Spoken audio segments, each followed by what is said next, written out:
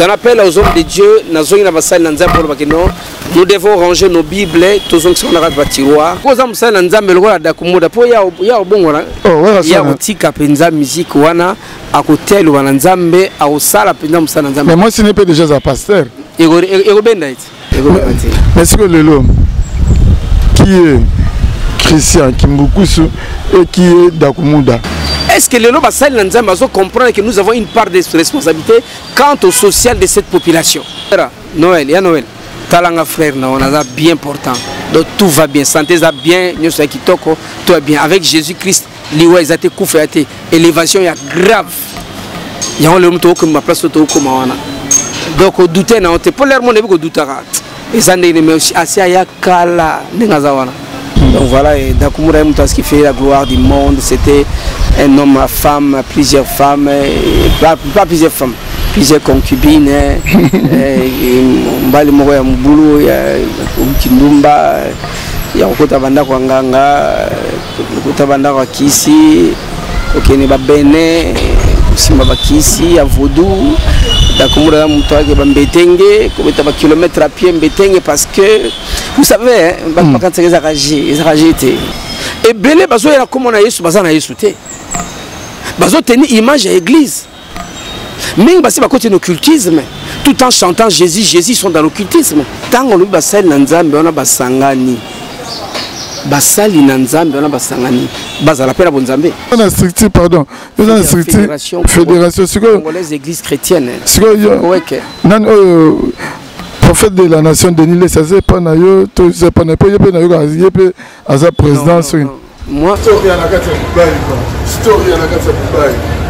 Les chapitres plein de grâce à Makambo, qui faut tout temps olympique. Donc il y a mal à la carte à Londres, pas Makambo quoi. Et c'est bon, pour tout n'attendre pas baquer dans Mbunda, pour t'aller au bêta, pour comprendre le gars quoi. L'identité very strong, la carte Dubaï. En direct naturel. Et c'est que Zali Yakoibake, Boza Mingi, Bozota la Historia avec Didier Nzita very strong, humble serviteur, Nabino émission Historia, Oyobotala Gabongo na Congo 24 TV, et Sikawapi, Tozalaka Mobimalelo, et c'est que Zali parce que Tozoko Yamba, Moko Yabasali Nanzambe, Oboyebaka Mingi, na Kombo ya Dakumuda, Newman, Lelo, Akoma Bongo, Pasteur, Christian, Kimbukusu, donc les autres comme la en long et en large parce que bah te belé il y a vraiment d'identité est-ce que moyen zali oyambela biso Dakumuda parce que mon épée kala surtout na mabendia donc lelo libaku épée Samuel bisonde ba lobaka ke ndaku nyonso soki eyambi mosali na nzambe donc ndaku wana eza ya kopambwama donc na ngonga oyo biso pe déjà tout ça déjà ya kopambwama donc émission on a dédié yango vraiment na bat oyo nyonso balingaka Congo 24 TV bato nyonso balingaka Didier Nzita very strong na chapindi plein de grâce na Paris na ebike boza vraiment ebele aux autres la biso et pourquoi pas un clin d'œil na Serge Kimbukusu na kati ya Bruxelles Henri Mwaka Motema Yolande photo mama yoyo mama kuluta bana na kati Anvers vraiment boza ebele aux autres la biso wana na so senga déjà na Nathan Lukoki ceux qui moyen zali au fond la caméra tous abongo mosali na nzambe o lelo to ko partager na ye makambu ebele passé na ye présent futur nyonso photo bango na émission audio bezala vraiment branché connecté scotché na Congo 24 TV bokozala décité wana nazo loba déjà na benga na ebité Dakumuda Christian Kimbukusu nazo ibate papa na benga yonani yo sezangaka pasteur Christian Kimbukusu Dakumuda izanga Newman izanga motosika na Yesu Newman izanga déjà prophétique, c'était une révélation que motosika une nouvelle identité, un nouvel homme, une nouvelle créature et Newman mais on comprend que c'est déjà motosika lelo Newman est là tinzoto na Newman yaso bonne santé. Ça va, nzamba batela.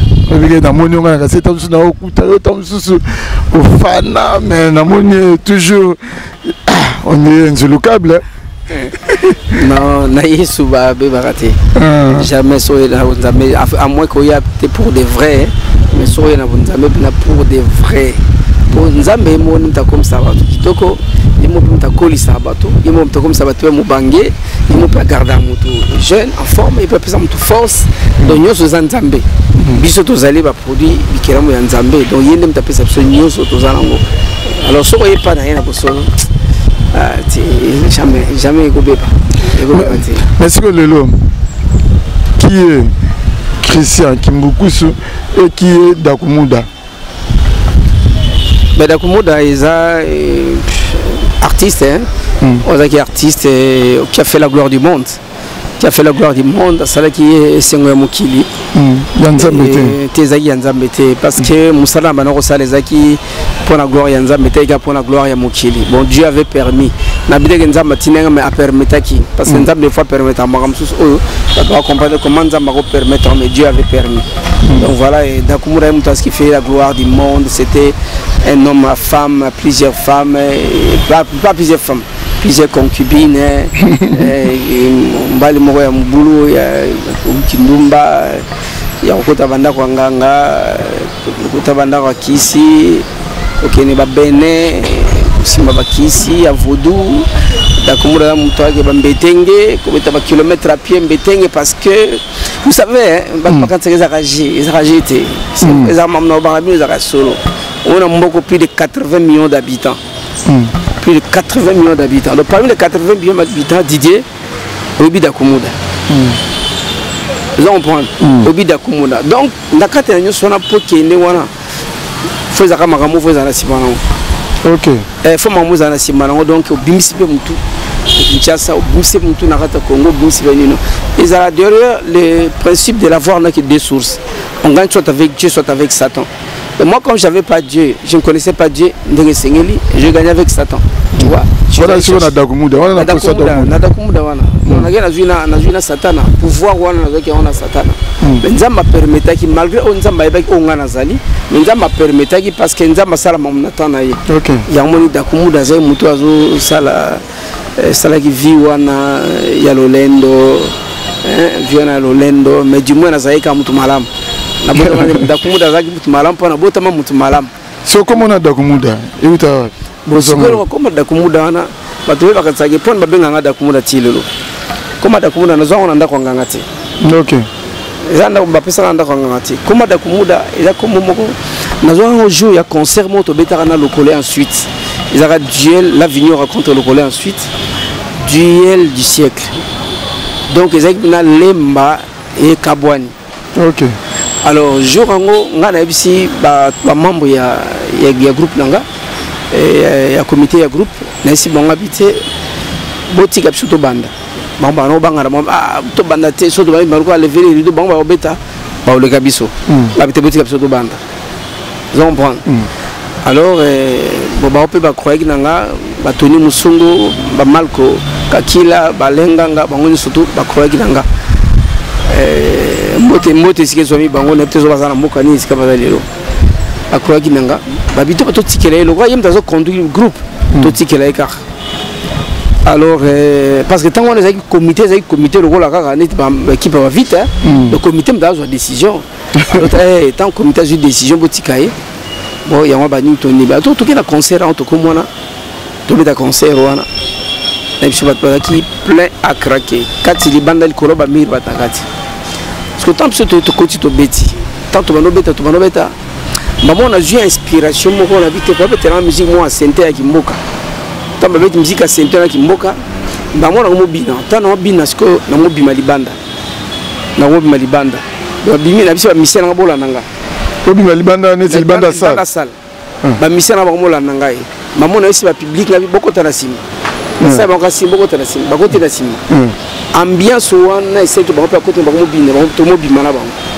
Tout malibanda, va faut les portes, tout malibanda, tout libanda, ti, tout bimi libanda. Salle mobile ba côté na ambiance wana a bimi libanda. Tant tout bimi libanda parce qu'il y a un café géant. Tant comme côté à Elma Diesel, mamoko na signa ba bisa kuna bakata musique. Bas balo ba kuna musique lelo pona lelo ici tout que banda. Voilà ce qui était fait. Maman a vu pour la lelo et si tu demandes au c'est la bimisi batunyo sur libanda. So nani ba oba si maman ba procès. Ils a sous-souté pour battre bazate na salle. De là bateau ya bango. na oya biso bango nyonso embarqué toke libanda bakangi porte musique eza soute ngo bisa bitumba kuna ma bitumba tokene tokepe concert ici alors bato ba yesko bakomo yambanga on comprend mais na bide kenanga na ndako nganga te wana no kenanga ndako nganga na kenanga ndako nganga te okay na kenanga ndako nganga te nazo yeba na kenda kata na ndako mo nganga te basimsanga elo mo pete ezaka ka on a zaki na ngukati nanga ndeno baki tout ça la mingwa et c'est alors que quand on a naie bato bakomo yambanga après c'est moko ye après singa mbote abanga dakumuda Dakumuda. Donc, on comprenait que l'expression Dakumuda un leader, un vainqueur, un guerrier. Tu vois, l'expression Dakumuda, il faut la langue nini. Donc, un leader, vainqueur et tout ça. Donc, il y avait tout dans le cas. On a un sentiment, un homme fort. Alors, un victorieux. Après, c'est un homme parce que tu as gagné. Parce que la salle qui exploit, il y a un Dakumuda. Alors, la foule, on a pu comprendre que Didier Ndeni n'a pas kanga kombona. Bien que votre paquet est belé, ou casse, la combo kombo, la kanga kombona. Tant la zone n'andako, baramon, n'a comme une Dakumuda. Enfin, vraiment, c'était spirituel. C'était spirituel. Donc, parce qu'il a compris que n'a arrêté na comment la foule là-bas tout entouré. Et tant la zone n'a pas pu appeler Dakumuda, puis après et qui Dakumuda, c'était comme ça. Mais il y a mon colo, mon puissant comme moi, a bien un jour n'a tout n'a aïe baraté qui me t'a bien. Oh, n'a tout n'a pas ce que me t'a bien puissant comme Dakumuda habité. Oh, n'andé. Comme Alenganga Wayako.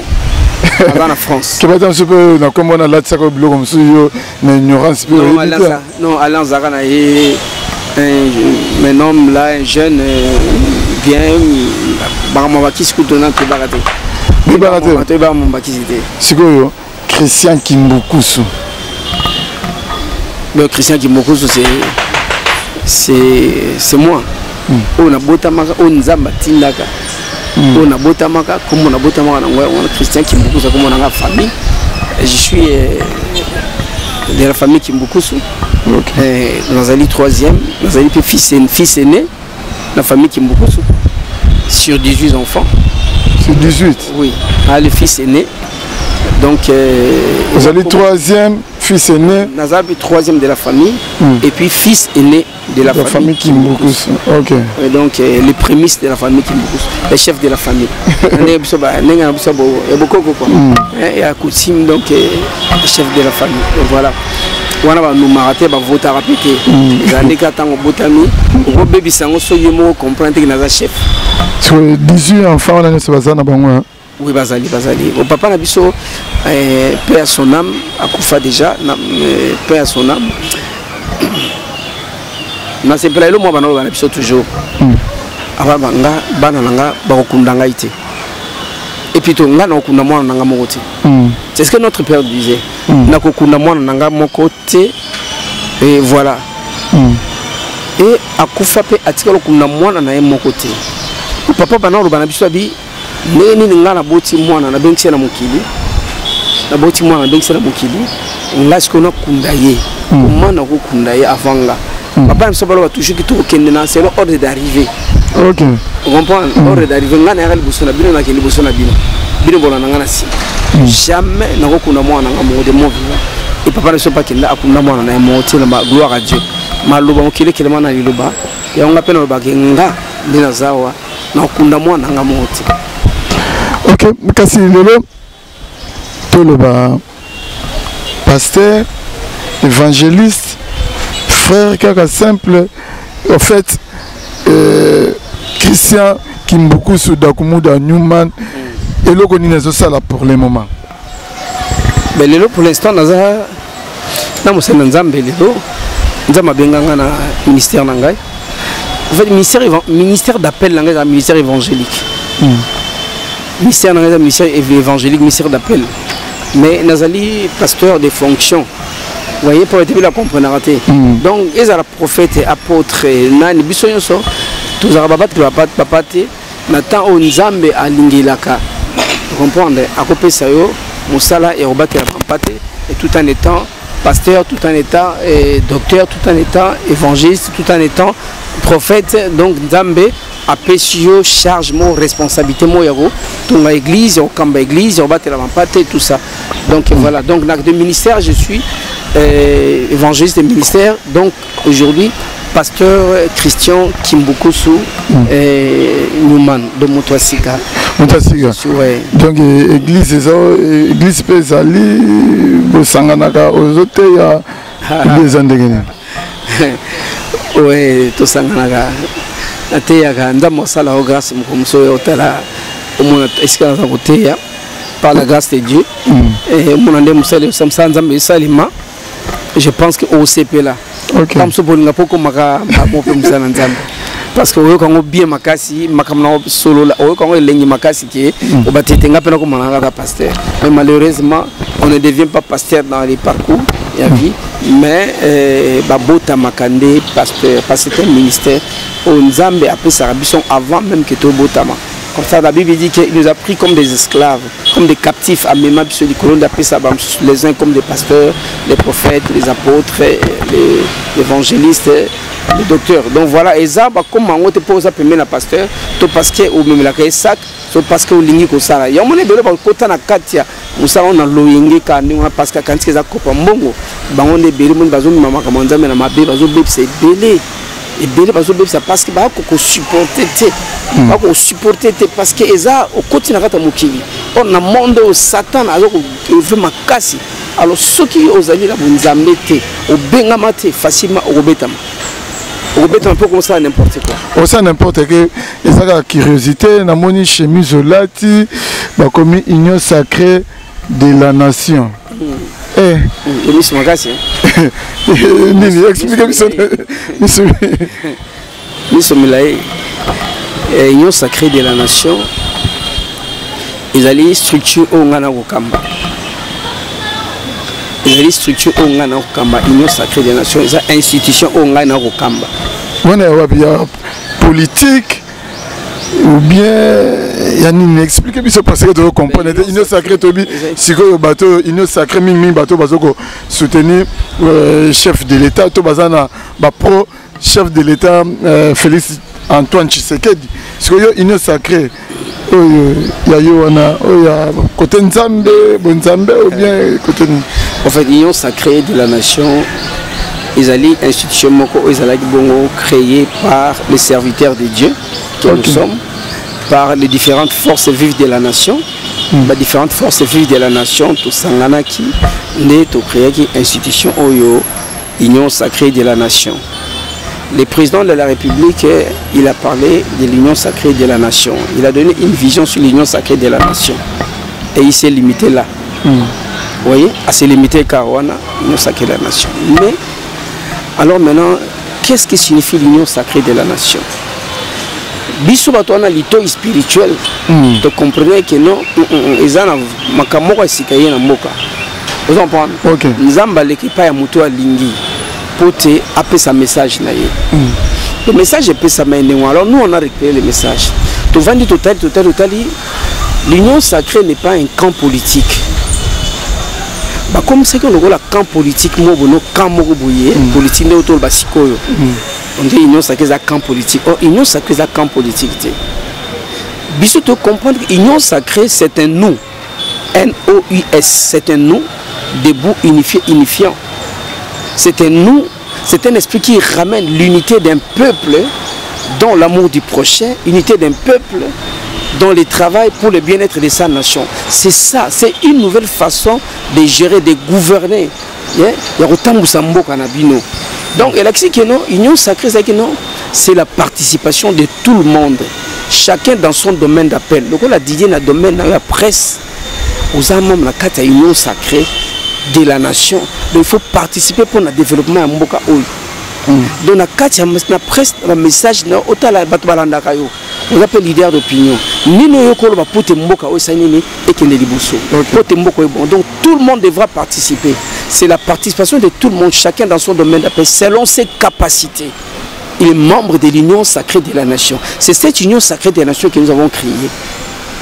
Félix Tshisekedi aza membre na kati ya Union Sacrée oyo lokola yo lokola François lokola Jacques lokola Serge Kimbukusu lokola baza ba tout le monde to ba pasteur ba domaine tout ba cordonnier ba journaliste ba menuisier bana bango tout donc biso nyonso toza membre ya kati ya Union Sacrée oyo donc to ko moto moko pona ko tombola mboka na biso et puis pona ko barrer route na ba prédateur o ba njokola mboka o bambula bambula ils ont prendre mboka ke liboso te ce que bato na ba ko comprendre que non congolais à comprendre ce que mutu moko moto pénétrer bango susu ezate parce que tout le monde que mboka o e kamba mingi na libanda libanda d'accès que mindele ba kambi ba dirigeant na biso mingi o le biso souvenir primaire to kamba impérialiste en tant qu'impérialiste alors cette fois-ci l'union sacrée oyo d'abord c'est sacré ce qui est sacré c'est des dieux voilà pourquoi nous les hommes de Dieu nous avons repris l'union sacrée nous avons mis en place l'union sacrée et le président de la République est membre de l'union sacrée en tant que Congolais il est membre de l'union sacrée il y a pas un niveau de président à participer au niveau ni nous y a quoi ça la pote moko sanini et que les c'est un nous. Donc il marche dans l'amour de la nation, dans l'amour du prochain. Mais est-ce que le temps où je suis là, c'est l'entendement de la population de ceux qui fatiguent, qui il y a encore beaucoup à faire. Non, il y a encore beaucoup à faire. Il y a encore beaucoup à faire. Maman, ça les a belés. Maman ça les belé maman bon c'est les belé o salami za muke o tikel ko salami za les belé mais o tikel pour salima il faut adhérer à l'union sacrée ben o tikel pour na to salango il faut to zalaka to former c'est nous là surtout former nous on a té moni mboko e kabani mboko kabani ba mbula e belé mon frère et kabani mbula e belé comment moni derrière Martin Fayulu il y a une population derrière Félix Antoine Tshilombo, président de la République, il y a une population. Derrière Mouzito, derrière Bahati Lukwebo, derrière Jean-Pierre Bemba, derrière Moïse Katumbi, hein, donc derrière... donc il y a une population, il y a un peuple derrière. Mais le problème c'est que les peuple, la population, ils sont à Kinshasa, ils sont à Mboka Libanda, ils sont à Paya. Tu adhères à l'idéal. Nous n'adhérons pas à l'idéal. L'idéal c'est quoi? Tu as adhéré à vision, tu as adhéré à mécanicité, mais tu as adhéré à leadership. Donc, nous avons fanatique, tu as battu Katumbi, tu as battu Fayulu, tu as battu Nanyo, tu as battu Nanyo. Vous comprenez? Mais tu as battu Congoté. Alors, tant que tu as battu Congoté, Fayulu, Bemba, Nanyo, Congoté, automatiquement le peuple a divisé na base. Bato Fayulu pena batabe bayo kanate. Bato Kimbuku soupé na batanan bayo kanate. Batanan bayo kanate parce que ba na leader na bango. Vous comprenez? Bana moko mboka za divisé. Mais ce que zongi on comprend que nous sommes combattus par un système. Il y a un système moko chama autant impérialiste. Si c'est un système.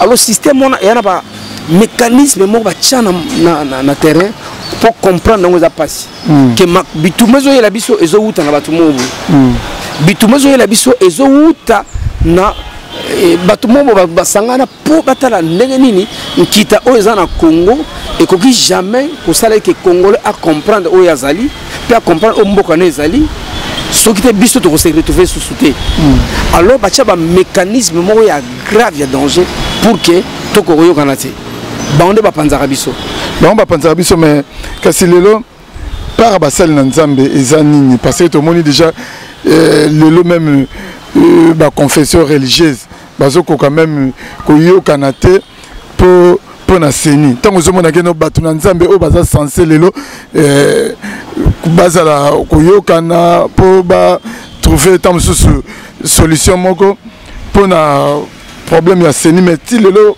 o ba soi-disant ba homme de Dieu bazoko kate. Bon, c'est parce que on va y aller à cœur ouvert. Ils ont cœur ouvert. Lelo nganazali kokamba ko diriger fédération congolaise d'église chrétienne. Ils allaient bongo structure, mongo za réunir, ko regrouper en conseil. plusieurs églises, sur toute l'étendue de la République, représentées par leurs pasteurs. Il faut structure, pardon, fédération congolaise d'église chrétienne. Prophète de la nation Denis ça c'est pas présidence. Moi, c'est la fédération congolaise d'église chrétienne. C'est une structure qui fédère tout le monde. C'est ouvert à tout le monde. Tous les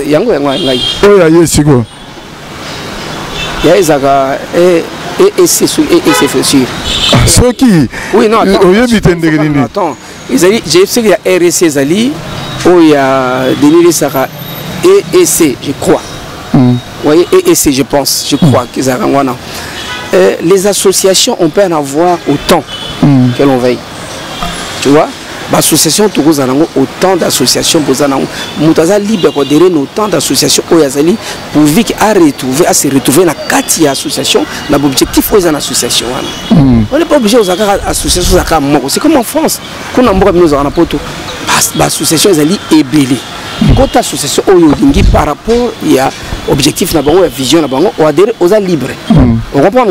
Alors, la fédération congolaise, c'est une structure associative qui regroupe déjà, c'est une structure fédératrice. On parle de la fédération. Qu'on a tous les frères, pasteur, banani, bantozani, frères. Qu'on a tous les galantés, archbishop, bishop, non. Nous sommes tous des frères devant Dieu, frères et sœurs devant Dieu. Alors, Lélo, comment on a le basali na nzambe?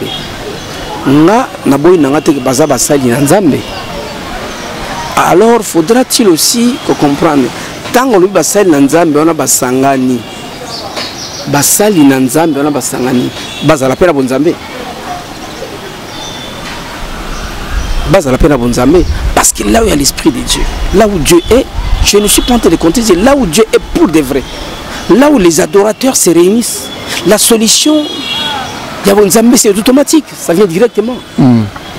Je comprends. Et si Kabasel Nanzambe va s'en aller, Nabonzambe, Bango Nyonso, Tam soit Tam Bonzama Bali. Mais non, moi je ne suis pas là pour que juger que vous ayez. Mais dès lors que vous n'arrivez pas à trouver une solution, de cela dire que Dieu n'est pas là dans cette histoire. Dieu n'est pas là dans ce chercher Dieu. Chercher le vrai Dieu et chercher Dieu sincèrement. Comprendre en toute vérité Lukan Zambé, parce qu'il ne faut pas tout que ça Nzambe soni. Parce que le moment où on va faire Nzambe, biso to kota sac moko. Biso to kota sac moko ba faire Nzambe bazo ko kate ko bimisa mutono. Ou to ba faire Nzambe, ou to ba faire Nzambe te. Il ne faut pas tout que nous gauche droite, ou to ba faire Nzambe, ou to ba faire Nzambe, ou to ba faire Nzambe mais to sala makampo na ba intérêt caché. Vous en prendre ou tout ça parce que ils ont un cop moi ils ont tout ça cop mais sur ça comment on fait est-ce que le peu au gosala dafina oyo Denis Saloba que le ce qui mboke kufi basal na nzambe bana ata ba 60% ou 70% de la contribution par rapport à endormir la population. Oui, quand on dit basali nanzambe, quelque basali nanzambe, oyo basali makambo bako salawana oya lubakawana. Encore faudra-t-il confirmer ceux qui batouana baza basali nanzambe. Parce que tout le monde va meeting, va organiser un meeting belé, écoute donc, nini, prière net na stade de martyrs, fallait pas sangana. Frère Didier, eno banelo moko, nga na uta na monde, na uta na mokili. Bato belé va comprendre ngai dina loba. Na ya na bunzambe te pour na sala aventure.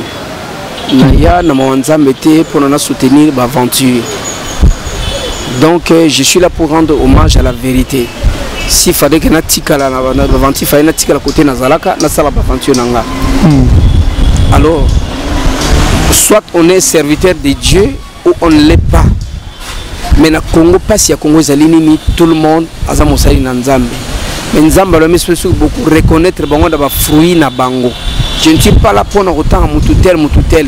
otala misala ya moko na moko est-ce que aza mosali na nzambe to aza mosali na nzambe te koyeba mosali na nzambe esenga prière te mabibo ko reconnaître bango na misala na bango alors tala misala ya moko na moko est-ce que basali na nzambe ata bato baza ko entourer baza pembeni ya mutu wana est-ce que aza mosali na nzambe ou pas ba fruit na ye eza mosali na nzambe ou pas. Il ne faut pas tout sangisaka tout mélange. Namboko, je vais te dire une chose. Tant il y a zolo basali na nzambe basenga pardon parce que bazana non. Mabe oyo sala ki senga pardon na yo pa nzambe. Ongo sangisa ce point. Parce que mosali na nzambe on sait ba bêtise, il n'engage même pas l'État, il n'engage même pas l'église. Il n'engage même pas Dieu dans ce pays ici. Mosali ba bêtise na yo senga nzambe bolimbisi fukama senga pardon na nzambe bolimbisi puis avance. L'église du Congo, aujourd'hui, je t'apprends que l'église, ils a bien, ils a kitoko. Parce que Bonzambe Zali. Zali Makasi. Ils ont la salle dans Zambé. Je te dis bien. Tant que Denis le Sera le Baké dans le Congo, ils sont incapables, autant même 4 prophète solo to pasteur solo yo solo bakeno église à Congo za malam. Mon frère nalobi na yo église songa église à Congo za malam tala dimanche. Tala na dimanche. On comprend que ils allons couvrir fête mais tout le monde en église. Soit t'as pas na yo soit t'as pas na soit t'as pas na soit t'as pas il explique que l'église la santé de l'église elle est bonne. L'église en soi parce que tout le monde se rend à l'église. Tout le monde va à l'église. Comprendre. Tout le monde va à l'église. Donc l'église au Congo existe, l'église au Congo est encore bien, c'est très bien. Mais il y a certains gens qui sont là pour chercher à ternir l'image de l'église. Il ne faut pas attribuer l'église, toi on a comme la responsabilité pour penser que l'église de Congo. Mais sommes tabungi abungi naït. Pourquoi sommes tabungi comme ça en église? Il y a abungi ministère na ende mutebungi. Il y a un ministère ne bakotizamba. Donc mutuwara na ministère bakotizamba, c'est pas l'église du Congo de Kotizamba. Les lobo moni badakumunda les lobo abongwani parce que basai na nzambe puissant baza batomboli ngana nzoko. Oh ya solo. Donc bomanga okoisanga ezagijete mais bakoisanga. Basai na nzambe mona leki na mulai na munene. Mais akoisanga. Mais est-ce que vous comprenez que Tose belé nanga mongote ou ba ko ebele ba se rendre pas na nzambe baza ebele mais bozo ba mongote parce que ming baza ba pasteur star te to le to ma ba pasteur star ba pasteur dakumuda ba pasteur dakumuda c'est pasteur Werason ba pasteur JB baza donc comme les pasteurs mazani star a pasteur te bazo le kana ba télévision parce que ma télévision bango de bazo mona nde bango or bango te ezana ba sali na nzambe puissant très puissant na katamboka o ba vanela bandimina bango en train d'attendre bazozela ainsi dit l'Éternel bazozela pe o ezali bongo bilaka na nzambe na mboko ezokokisa mape kalate bazali merci ko lelo na nini oyo talelaka dans le Seigneur quoi autant na zoloba nini talelaka ba sortie médiatique neti ya Denilis na kibonzambe otale la monde na s'attarder na ba kombo ya bato parce que viron parce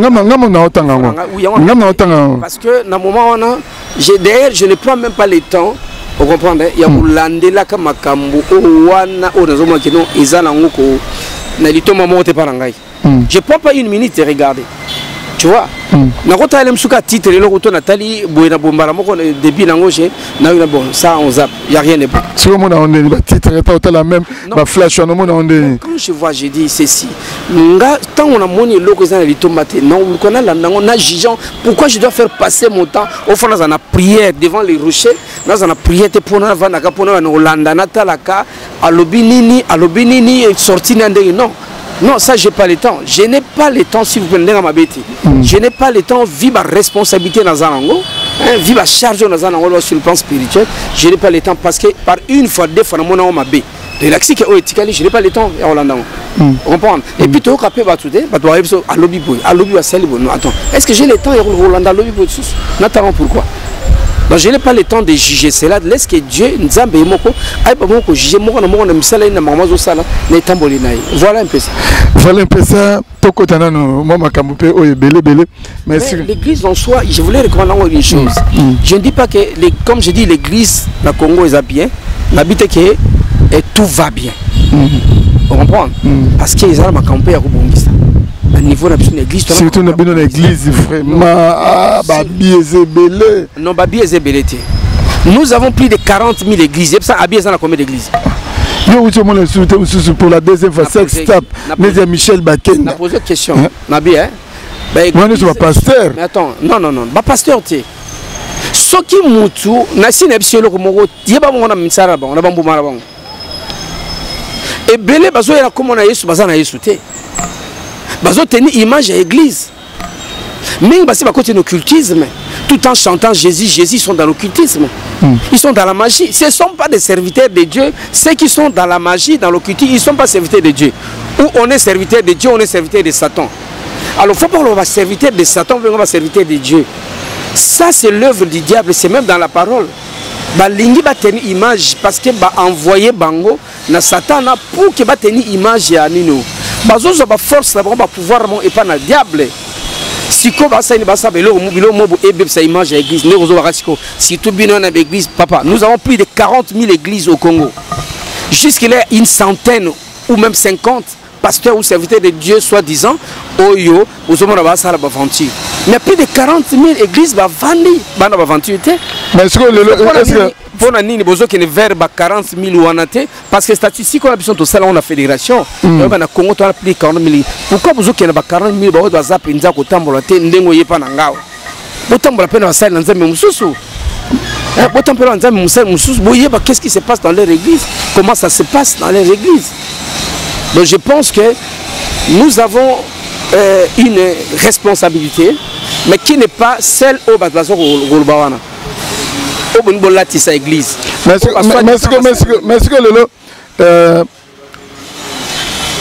pasteur Denis Lé, ça serait incapable de retourner à 4 prophètes à solo, tout basal en Zambie à solo.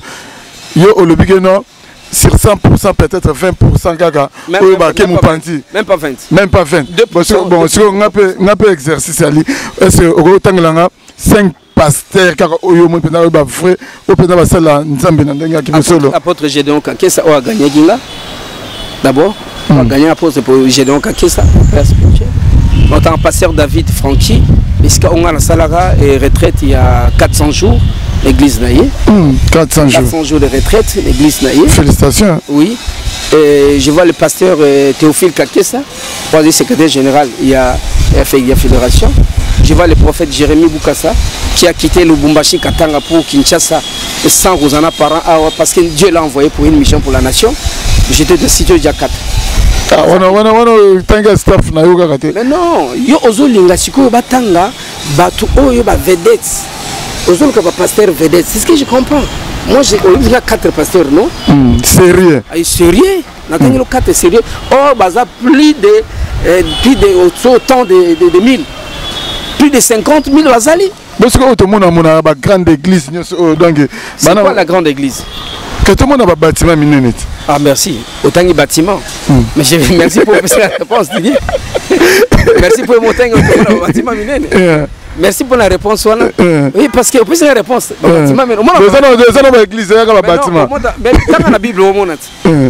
Église à Mounene, église Ozali na Yesu ya solo na kati. C'est l'église qui confesse Jésus-Christ pour de vrai. C'est cette église.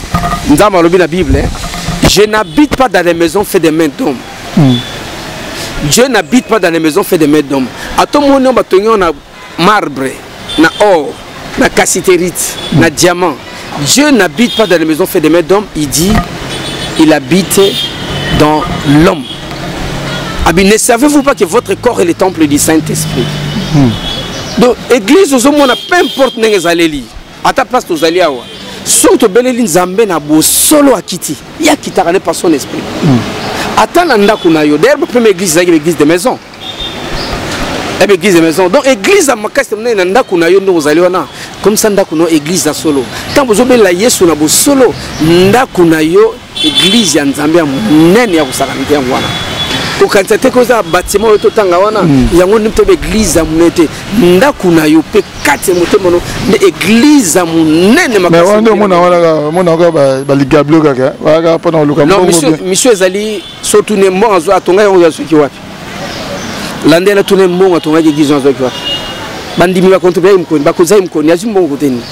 luka ba connexion na ye azoki mbongo ton église azoki yango wambola raté nzamba pambola ba église muso yana batonga pe kitoko ya nzambe ezali on comprend na côté ya bon nzambe mo nzambe malamu satana pas besoin de makamne poisa nini eba bongo ko benda bana na nzambe sonai église faut ça kitoko faut ça la propre faut ça la bien mais malheureusement il faut église ça kitoko ça bien muto comme église pour mona misala na ye elanda pe kitoko ya église wa pour comprendre église ya nzambe mais ngana ina zonga ne loko moko oyo par ya responsabilité ya église ya Congo par ya responsabilité église ya Congo ezali na niveau ya message on comprend na niveau ya message na moment oyo na osenga na église ya Congo toza ba bible na biso to kangango to tchango na ba tiroir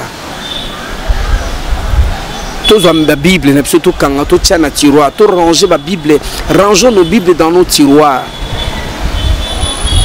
parce que Congo est na prédication moko kaka o ezana ngo besoin sikoyo ezana message moko kaka ezana ngo besoin pour te moka na biso bonga pour te peuple ya bonga message Matthieu 19:19 elobini tu aimeras ton prochain comme toi-même mais na Congo c'est que ça amour du prochain non yango comme te zanga na congolais yango comme te zanga na kati ya Congo yango ndezali remède ya Congo yango ndezali kisi ya Congo yango wana yango ndezali solution à Congo et ce message là la Bible dit l'Éternel va poser question à Christ la vie montre-nous les plus grands commandements. Tu aimeras ton prochain, tu aimeras ton Dieu de tout ton cœur, de toute ton âme, de toute ta pensée, de toute ta force. Ça c'est Matthieu 22, 36, 40. Et tu aimeras ton prochain comme toi-même. Il dit, c'est cela le premier et le plus grand commandement. En plus, il dit, c'est de ces deux commandements que dépendent la loi et les prophètes. Ah oui, c'est cela le premier et le plus grand commandement. Et c'est de ces deux commandements que dépendent la loi et les prophètes. Donc même la loi, toute la loi se résume en amour du prochain. C'est ce que la Bible dit. Mon frère, Yebisanga Suko, Makamoto Te Yawana, les 24, ceux qui vieillards, les 4 êtres vivants, les niños, les niños des niños, Yebisanga, ils ont un impact dans 4 situations en Congo. Peut impacter la situation en Congolais. C'est que nous avons interpellé le pasteur. Il faut un message interpeller parce que nous avons appelé sa message. Message on a coupé ça, on a coupé ça pour l'église naïe. Prêchons l'amour du prochain. Prêchons Matthieu 19, tu aimeras ton prochain comme toi-même. Et c'est ça la solution de ces pays. Même ceux qui volent, ceux qui détournent le gouvernement, ceux qui violent, ceux qui tuent, ceux qui font du mal, bah où t'as qu'une église. Bah après une église, après bah ça va aventure, na ba musala, na nzela, na barbara, na cité partout. Si quoi église toujours t'es à bango nini, toujours yebisa bango nini. Donc bazo bima baza ambassadeur de l'église na biso. Or l'amour du prochain éradique le mal. L'amour du prochain se résume en ce que tu veux qu'on fasse pour toi, fais-le aussi pour l'autre. Donc si on a comme on a eu le colanga, donc tu as ça détourner salaire ya ba fonctionnaire té, na ko yiba mbongo ya population té, na ko lia mbongo ya ba fonctionnaire té, na ko pimela batu mai té, na pimela batu électricité té. Donc tu vois, donc je vais me dire, je suis ministre. Si lui était à ma place ministre, qu'est-ce que j'aurais voulu qu'il fasse pour moi? C'est ce que moi aussi je dois faire pour lui. Donc la solution est à un niveau wana. Même les lots. Pasteur Christian a sali erreur moko akoyi l'elkamo bêtise. Encore des besoins quoi pamba pamba. Non. Oh non, la chair est faible. Non, allez-y, allons-y. Oui, allez-y. Tokei. Akoyi koko ezaka ko na moi cité. Parce que bino meka koko ezaka ko na moi cité. Koko ezaka ndenge belé mabako ze belé na kata. Aux yeux ngolé mbala moko réseaux sociaux. Réseaux sociaux. Où est l'amour du prochain? Et les réseaux sociaux, nos lections pour ça, pour te au bomaye, pour te aussi lisaye. Donc, intérêt on a quand quelqu'un n'a frappé caca. tout frapper car tout si c'est carrière. Non, mais c'est ça pas l'amour du prochain. Donc alors pas même parce que message au bino la rabiso. On dirait bino doki ba simple na ba pembeni ya nzambe de ba sala lote ya wana so koi. Ba tu profiter kana ngo. On a vu ko ko ezaka ko na mo cité. Ezaka ko na mobilité. Ko eza ndenge to zali pe bele to sala pe na mikilo to sala bamboka mboka na. O ke pe na boulot pe ndeza na boulot pe lemso mutu bon mutabuka illégal par exemple. Mutabuki illégal. Toi tu tiens on la réseau société. Mutabuki bina légal pas abu na lo ba na sena na ko bana biso. Mutabuki illégal. Abuki illégal bru akwese na mutu na asilisie na mukolo moko mutakoi. Le tient dans les réseaux sociaux, ils ont maman na dégâts. Mais jamais côté à Kakemoutouana, mais si on a aussi un grand prêtre. Tu peux y aller dans la casquette qui pasteur. Non, non, non. Nous sommes tous des serviteurs de Dieu, nous sommes les enfants de Dieu tous. Sur l'Andipé, c'est un chrétien. Sur l'Andipé, c'est un chrétien. Mais frappe, a frappé, frappe. Non, de tourner à frapper 1 million et Kotaki. À Bouki Peneki, il est prêtre, grand prêtre, danger. Ma côte en réseaux sociaux, ma salle m'a poussé par un esprit et Tindi Asalika, moi les m'a bien mis sur l'Anzambe. Et puis la mission Mokili. Bon, ce sont des valeurs négatives. Mais nous faisons quoi? Jamais te promouvoir entre nous, mais jamais te condamner. C'est pour dire que nous devons nous aimer. Parce que si je t'aime, na lukate na vilipondeo na réseaux sociaux. Ba pesi biso makanisia mabe ya ko bomana biso na nzia réseaux sociaux. Or mindele bango réseaux sociaux bazo sala ngombongo. Basa no ba faire mozo matalikoro mais biso siko et comme champ de bataille na biso. To comprendre te. Kongo zo kufa na réseaux sociaux. To comprendre te. Bêtise c'est salimi, non ben on bêtise c'est une bêtise, c'est une bêtise. Mais comment pouvons-nous régler cette bêtise? C'est pas en faisant passer na lignes sociaux ndé mutwana peut-être ba makamona ici non. Il faut chercher comment aborder tout, comment trouver solution par rapport à nango. Biso ba congolais mokolo to comme za makamona biso. Ba comme Didier Koutou bobo nation on a bi on a pas répondre abi. Didier a Salinine, solo na Didier Lucas Didier, ou son a Didier Boutala, qu'est-ce que vous faites avec Didier? Le temps où ça vous commet na sani. Na adresse na son adresse tinanga na obengaye na oyebisaye na me conseil qui ne gomamono mono ça les a ngote. Au moment ba message est aussi là. Les blancs se font de l'argent. Ba message blanc so bazo créer ngo na bato bango mususu tala. Système on peut comprendre ngo. Au moins na Didier na kata système. Vous avez na mbongo mdel. Vraiment mondial aux créer ma aux la recherche pas pour réseaux sociaux tellement belé mbongo koti de la foutarayos. Où est l'amour du prochain? Or l'amour du prochain amène l'amour de la nation, amène l'amour de la patrie, ramène la bonne gouvernance, ramène les valeurs positives. L'amour du prochain éradique les mal. C'est ça l'amour du. Donc c'est le message que nous devons prêcher. En ces temps ici, c'est le message que nous devons prêcher. L'église doit ranger ma Bible, passer photo ranger ma Bible. Tout zoaka message wana yangonde oyo photo te yarangonga oyo pote mboka na biso e bon papa ata embouteillage na kiso bien. Embouteillage ça ça. Et cause ngozani. Manque de courtoisie. Courtoisie, manque d'amour du prochain parce que l'amour est patient. Donc les gens ne sont pas patients. L'amour ne voit pas que son intérêt. Donc l'amour ne voit pas que son intérêt. L'amour ne fait rien de honteux. Mais les gens font des choses honteuses. Tu vois un peu ça? Donc le message que nous devons avoir aujourd'hui dans ce Congo ici, c'est le message de l'amour du prochain. Au niveau du gouvernant et du gouverneur, il faut que dont l'amour du prochain et le mal sera éradiqué. Voilà, ça va créer une harmonie entre les gouvernants et les gouverneurs. Ça va créer vraiment une harmonie et ça va créer ramener le développement. Quand on aime son pays, on fait tout ce qu'il faut pour le Mbokone Kende Ibuso. Donc, Ata Moussala, mais je vais dire aux hommes de Dieu que nous sommes. Le message de Dieu aujourd'hui, nous devons former des activistes de l'amour du prochain. Pour que les gens commencent à vivre tous comme un seul homme. Voilà pourquoi nous avons opté pour cette union sacrée. Une union sacrée qui est basée sur l'amour du prochain, l'amour de l'autre et l'amour de Dieu. Cette union sacrée, c'est ça qui va ramener le développement de cette nation. Parce que le développement dépend que de l'homme congolais qui est l'acteur principal.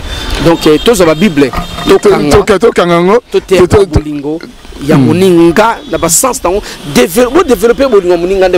Développer l'amour, même la carte entre la femme et l'homme, le mari, même l'amour est patient, l'amour supporte tout, l'amour ne voit pas que son intérêt, l'amour pardonne tout, excuse tout, il ne se met pas en colère, il ne voit pas que son intérêt, excuse tout, il ne disparaît jamais. L'amour c'est Dieu, là où il n'y a pas d'amour, Dieu n'est pas là. Ramenons Dieu dans nos familles, dans nos ministères publics, dans nos ministères évangéliques.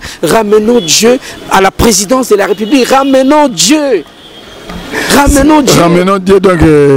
À travers l'amour que nous allons ramener Dieu dans Katia Missal. Ramenons Dieu dans Hosanna, mon parti politique. Ramenons Dieu dans l'union sacrée des nations. Donc présentons Dieu à travers l'amour du prochain. Les choses vont changer, mon cher. Les choses vont changer. Kassilelo, Pasteur Christian, et nous connaissons tout élément motivateur au Sala, au la musique, des balobara profane, mbalamoko, et un coup de tonnerre, coup de fou de tout comme mbalamoko, non, au tikan au pena, au cominayo, au salanzambe. Élément motivateur au pena. L'amour de Dieu. L'amour de Dieu. L'amour de Dieu. L'amour de Dieu. Non, l'amour de Dieu.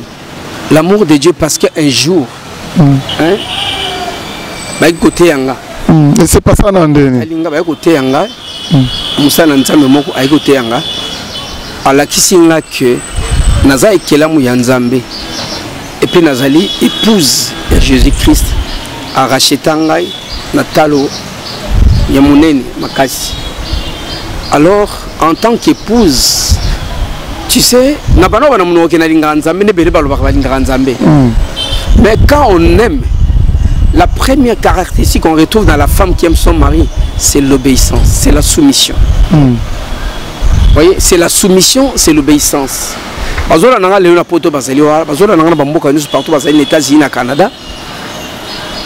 Que c'est la soumission à l'homme, l'obéissance. Alors si moi j'obéis à la parole de Dieu, j'obéis à ce Dieu qui m'a créé, que je suis son créature, et sa créature plutôt, je dis, je dois obéir à la parole de Dieu. Je dois me soumettre à la parole de Dieu. Si et seulement si j'aime ce Dieu-là, na sepelande nzamba kelangai et sengeli na sala o nzamba zoba. Est-ce que parole de Dieu le bini? Où passeras-tu ton éternité? Où passeras-tu ton éternité? Soit c'est dans la souffrance éternelle en enfer, ou encore dans la joie éternelle au paradis. C'est la parole de Dieu. Comme j'aime Dieu, je me soumets à sa parole et je crois à sa parole. Il dit qu'il y a une vie éternelle après cette vie. Il y a une vie éternelle après cette vie. La vie éternelle, c'est un paradis. Vie éternelle, l'enfer, c'est ça. Ok. Mais on va vivre éternellement dans la souffrance, en enfer. Comme on va vivre éternellement dans la joie au paradis. Maintenant, il faut faire les choix. Si on a dit mais il faut faire le choix. Parce que étant molino ya masumu ya mabe et ça là que ekabolono nzambe moyen okota lo la izalate okenali felo ya habité. Est-ce que nous avons le malam? Non. Au regard de la parole, misala ngeza malam te. Étant ngeza malam te te. Nathalie moi Michael Jackson a koufi. Michael Jackson a koufi. Grand prêtre. Roi hip hop. Michael Jackson a koufi. Nathalie moi na Congo papa tabule ya koufi. Na moi lomba koufi, na moi tabule ya koufi. Na moi papa wemba koufi. Azara idole. Oui, tu as pu s'en poser à côté de la musique. Ok. Akoufi. Et nous avons révélé même sur l'Iwanaye. Na benga pe na solo la naye. Benga papa wemba. Oui. tant tout ça na tant na sina bongo déjà na benga azongi l'hôpital na France azongi na ndako pa na yona na ole to solo to sambeli nai obisa gani olotelier ozure na lobeki onga na mona ki pona on nzamba lobaki na ngai une canne à sucre en lui, une canne à sucre dans lui. Et cette canne à sucre est rouillée. Canne à sucre est rouillée. La katina. Une sambazoba qui canne à sucre on a tchango pona yete. De elenyo ya sana on a katina ya kupesa mokili. Nzaba tchango pona yete. Apesa tchango pona yete nzambe pi pona pepe nae. T'as la niveau à révélation. De Seigneur qui est fallait bon la montée. Il fallait abandonner tout. Atika parce que et comment une étape ya mala monter tant que le comme on rouiller ngesa nini yoku fait. Vous comprenez? Et ça sous na goûté. Ouais, ça na goûté. Ça na goûté. Alors voilà. Donc je lui ai dit comme ça, Dieu m'entend devant Dieu.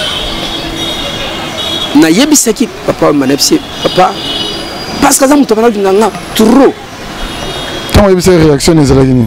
Réaction na yalbi Christian, moi je t'ai dit que pour l'instant Naza n'a pas de moroté na diable na moment où je t'ai dit ça va faire 2 semaines avant l'Iwana. Naza n'a pas de mon na diableté, n'a pas de mon maison moroté, Naza n'a moroté, je t'ai dit toi tu es mon fils, tu es mon frère, tu es mon enfant. Donc Naza n'a pas de mon. Mais c'est papa. Les premiers ans où on a pacté, c'est vrai que nous avons posé des actes à ma baie. À Vinabiso, tout ça, ma camo minga personne tambe le comité na moment nous devons nous repentir. Et il faut tout ça nini, tout le Canada, tant oyo, tout zonga, on comprend tout zonga permet na Nzambe, na message sur celle de tambo le psaume comme ça, nous ce poète Nzambe akoka bongo, koka biso pe puis mawa. Et on a prié pour lui. Albinanga, tokani tant après prière, c'est tant on a Kinshasa, comme ça, malamo on a bengo oyinanda. Tant avec Kinshasa, Benga, ou alors Christian, oui papa, je suis déjà là. Ok papa, on fait le rendez-vous. Non, que Brazzaville, soit que Brazzaville, après nous avons Zonga, et soit nous Zongi, après nous Sima, total négin tout ça parce que j'ai aussi un contrat na Côte d'Ivoire, faut aussi ça contrat wana quoi, na quitter na Niwana. Na si papa, est-ce qu'il y a pas moyen de tika quoi là? De ce yoke là gayo. Je te le dis devant Dieu. Je le dis devant Dieu. Mais papa, il n'y a pas moyen que tu contrat à Brazzaville et à Côte d'Ivoire. Ce que ça coûte pas na yo, na bio. Écoutez rien pas na yo. Pourquoi que ça nous? Vous comprenez? Parce que dans le moment où Dieu ne veut plus te voir, na Katia, et je lui ai dit ça. Ah bien non, je ne vais pas traîner Christian. Papa, maman, na zone université. C'est ce qu'il m'avait dit. Je l'ai dit devant Dieu, je répète. Et j'ai prié, on a prié ensemble. À qui Brazzaville, Côte d'Ivoire, Benganga, Christian, par exemple, Nazara inconsolable. Nazara inconsolable, tant que papa m'a koufi, Nzambe pour nous salingapo. De par nous faire ça avec violence, Nazela Bengana qui ne tient la porte, n'a que Lukaye. Donc on a celle qui, bah, ma comme souffle pas au salango, comment dirais-je, Colandelo, bah nord, hein. Faut ça la violence. Non, mais faut ça violence. Les sons à la joie qui en moi. L'homme sur le go Didier Kuna na télé n'a pas Didier. C'est quoi Didier? Non non non. Regarde ça. Il faut ça violence parce que n'a pas perdre à moi naté. Mais ça faut le temps Nzambe passer par le vélo et le monsieur que échapper dans contrôle Nzambe ça. Non attendez. Dieu dit dans la Bible tu perdras ton héritage par ta propre faute. D'autres bien quand nous souhaitons qu'on ait volonté oui quelle volonté? Parce que Nzambe va mettre à temps par circonstances. Mais on a des volonté parfaite, permissive. La volonté permissive, mais la volonté parfaite était. C'est même pas la volonté souveraine de Dieu. De toi, tu es bien que volonté en Zambé. Non. Et c'est quelle volonté? Et c'est la volonté parfaite de Dieu? Non. Bon, il a permis. Dieu permet des choses des fois. Oh, il était moutaloué. Tu perdras ton héritage par ta propre faute. Bah, te belé, bah, pessi bango bokonzi, bah, pessi bango mbongo, bah, pessi bango bagama bien. Mais par ta propre faute, tu peux perdre. On peut perdre quelque chose dans ma ça par ta propre faute. Après, non, Nzambe Dieu a permis, mais ce n'est pas la volonté parfaite de Dieu. C'est bien, religieusement, parce que dans la mission mais lelo n'habite obima perdante parce que yo mo lobike no bato belé pe ba kufa na simana yo kota ba loge OK ba bene OK na ba mbetenge makambo belé mais na carrière musicale na yo tout le monde a pris à ta place au bêta ba Olympia te ba Zénith te ba Stade des Martyrs te net ba Werason moi te ba qui se connaît Simba pe Israël non ya pam bon Olympia Bercy Loana Nyonsoana je pense que c'est pas ça qui fait un artiste quand tu es ça l'artiste c'est juste c'est bien de jouer vous voyez mais c'est moi j'appelle ça un complexe de mais déjà c'est pas koufi déjà c'est pas bomi pour na succès on a gloire c'est vrai que ça m'a remonté à Robert Masson on le noté mais c'est par rapport à comment tout ninga je suis gagnant parce que Dieu ne me veut pas permis na comme na maka mususu pe na bisika mususu oyo ye linga kiti pona nga na bomo ina ngai maka musu nzamba lingera ngo na bomo ina ngati ya ole nazali o nazali bato bamona nga nazali mususu me nazali o nazali lelo donc nzambe na momana banomona ngati nde ozomona ngai wana ozo kanisa wana o fana sala nzambe na plan na vie nanga alingai kutu teto ko mana ko na bani biloko mususu bato je sais pas kufa il fallait comme attendez je vais te dire une chose bato bazo message nanga baluka ba balola yango c'est ça le mal des Congolais ezana mukoromote na lobaka ngai Christian dakumuda na kena ndako nganga na bomi mutu je n'ai jamais dit ça so za na vidéo na yelanga ngo tsango flash na talon biso mbale moi je me que Denis les écoute lobaka yo prendre fallait ba kanga yo pena attendez moi j'en arrive mukoromote na baki ngana kena ndako ngana na kena bomi mutu Alexis mutu mais naba na mosala obiso to salaki mosala wana il y a Satan, il ne donne rien pour rien. Soit Batoubakufi, soit au côté homosexualité, soit aux alliés, aux impudiques. Au moins, on a 10 dans la journée. On a 10 dans la journée parce que ça me pessi soit on a commis homosexuel, soit Ezabanan est belé. Mais je n'ai jamais dit que Nga Dakumouda Kenaka n'a pas Alexis Moutou. On pas comprendre que Satan a créé une polémique pour créer un problème. Parce qu'on a créé un problème, c'est que image na binga na bomaki mututel. Auzana ngoti. Amuso dolani tokato ke mulai. De ce que pour inviter ça Satan à gloire, il y a encore ça na discussion na zappé. Donc na zappé en balamoko. Donc il y a le lelo au bomaki batu au sali perte été.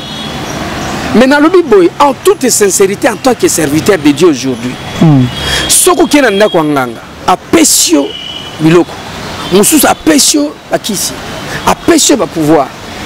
So yo pesi mutute, iba game ta pesi mutu, la place là. Apesa mutu ndene. Mais je te dis, oh, mais nga zo expliquer maman yo habité. Mais nga zo maman yo habité. Comment yo expliquer maman yo salati? Ah ben ouais, mais nazo yebisa OK, lelo soki yo opesi mutute. Parce que derrière tout ça il y a un esprit. Tout quand on a raté l'évangile, derrière tout ça il y a un esprit. Soit tout ma conduit par un esprit. Soit c'est l'esprit de Dieu qui est le Saint-Esprit, ou ce sont les esprits des ténèbres qui le font. Mais tant que nous avons un Newman, et comment est-il à niveau de l'Emsunaza, Nanzela, il faut police pour Balongola. Embouteillage Nzele Kangami. Parce que Nzele Kangami, police voya faut l'ongolanga. Mais c'est le communion sur la peine au boss. Le tigana yongo. Ils a perte pour Nangai. Ils a perte notamment la perte. Le rôle apôtre pour Bagi. Ils a gain pour Nangai le rôle la perte. La vie gloire à Dieu. Le côté Nzele à vie éternelle, mon cher. Comment on a regretté l'Iwa? On a regretté Nakufa.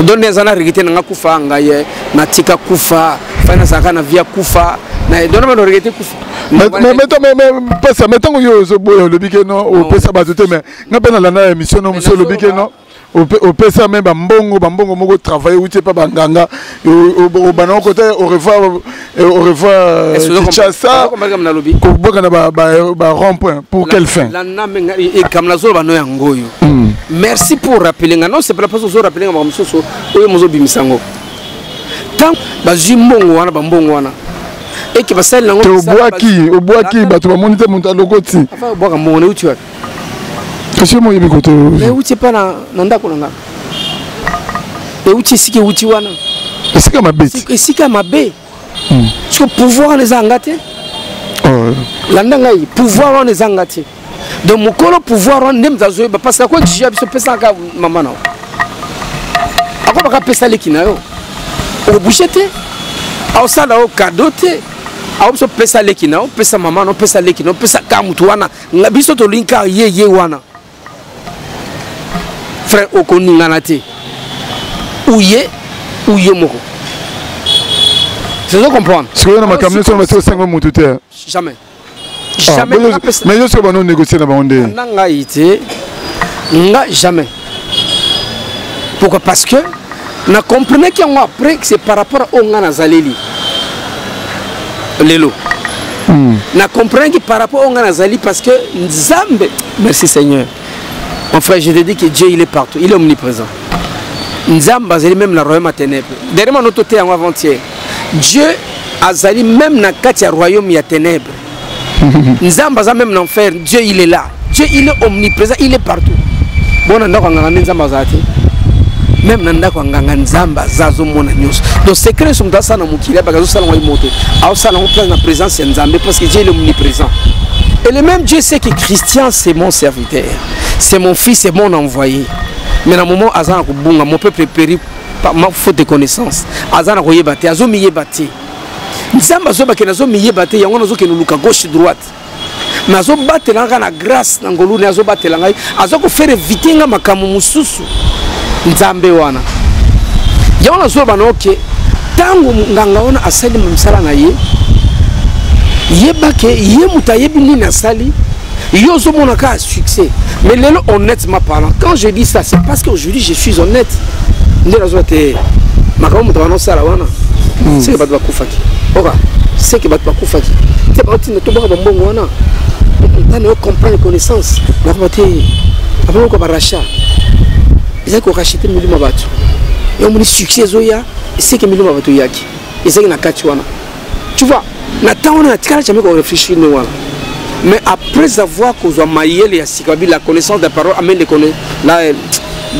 renouvellements de l'intelligence la connaissance de la parole si intelligence maïel sikaye na comprendre que makambo wana bana kusema ezalaki boye mais na temps on a tikala ko comprendre nango te nenango yango pourquoi en toute sincérité na lobaka yango solo bien ngote ezalo kola ozoboma makamo ezokanga na kati na yo atana mona ki mutongo physiquement te mais je reconnais que ça les maki vous comprenez et ça les maki par rapport il y a makamo bana ça na kati ya vie na ngai vous comprenez ngai on doit reconnaître que ça les maki alors maintenant je dis quoi le kona makamo les ça les maki na reconnaissance mais oui est-ce que j'ai pas été oui j'ai été nanga consulter ba marabu banite na consulter bango nakina mboka bote nakina na benete oui na bene nazo kite nazo ki marabu longa le grégini yo ko pesa pesi mongo temps ya ju mongo temps a lo ya ju mongo aller na eti azane ba tune mulongo na si masela aventure na ye mais no comprendre ngo malam temps na ko musali na nzambe nzamba ko mo fungola ngoni tala vieux zaki nango tala vieux zaki nango tala vieux zaki nango tala vie ozaki nango alors yangonde na to bake na perdre eloko mokote na perdre lo mokote au contraire lelo nzambe a permettre qui nazala na vie wana parce que Dieu permet hein nazala na vie wana pour la gloire na ye donc lelo je suis en train de parler de Jésus-Christ mais qui tire gloire c'est plus Satan. C'est Dieu qui tire gloire à travers le pasteur Christian Dakumouda. J'ai chanté d'enseigner les gens à arrêter de dépeupler l'enfer au bénéfice du royaume de Jésus. C'est ce qu'ils chantent les femmes maintenant.